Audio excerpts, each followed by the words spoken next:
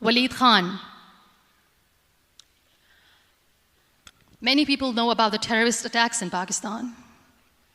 We have lost many people.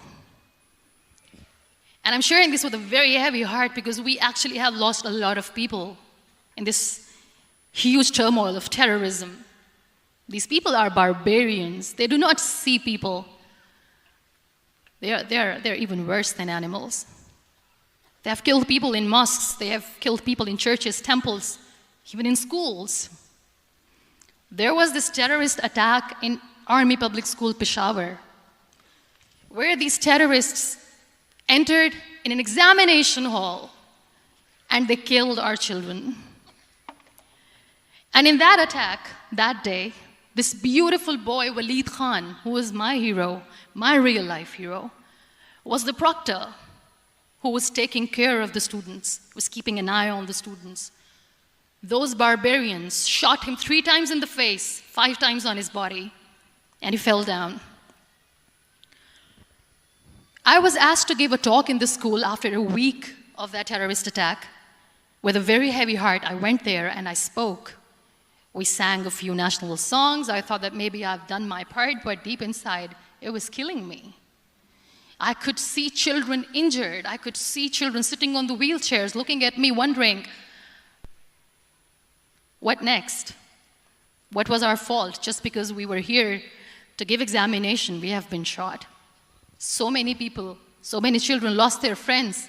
Their classrooms were empty. The next day they went to the classroom.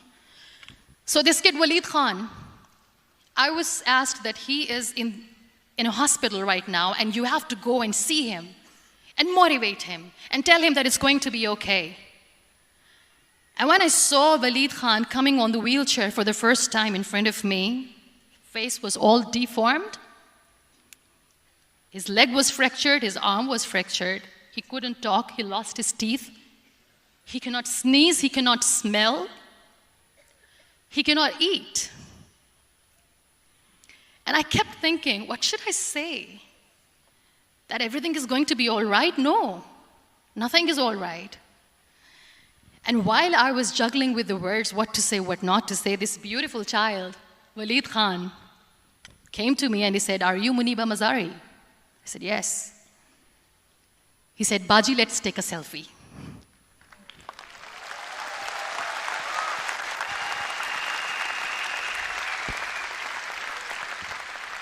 And with that beautiful, toothless smile of Walid Khan, we took that beautiful selfie that I still have with me. I don't share that here because he was in a very bad shape that time. And that is where I realized that when I was thinking too much about his deformities, he's happy with himself. He doesn't even care. Because today he goes in the same school, and when somebody asks him that what happened to your face, why so many scars, you know what he says? "These scars are my medals and I wear them with pride."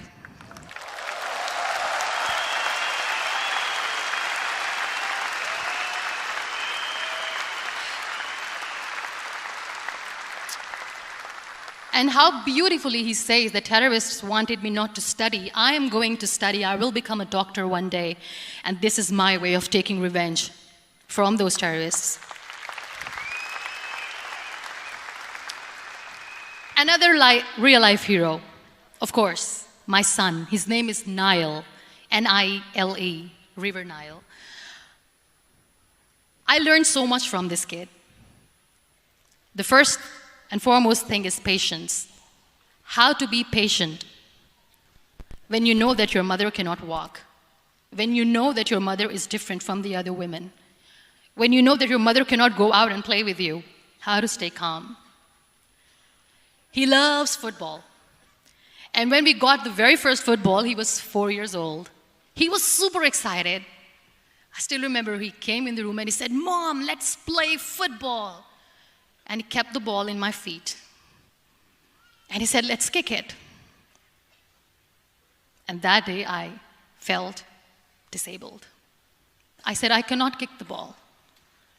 And I was down with the same face. He looked at me and he said, "Well, that's all right. Your legs are not working, but your hands do. Let's play catch the ball."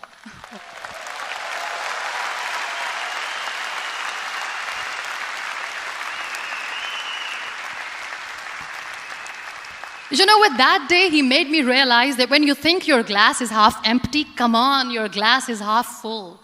It's all in here and here. Last but not least, the woman who made me realize that heroes have no gender. The woman who believed in me even when I was completely at the verge of despair, where everybody left, she was there. And every time I looked at her, without saying anything, she used to look at me and said, "This too shall pass. God has a bigger plan. And one day you will say that, oh my God, that is why God has chosen me." She never cried in front of me. She has always said that there will be haters, there will be naysayers, there will be disbelievers, and then there will be you proving them wrong. My mother.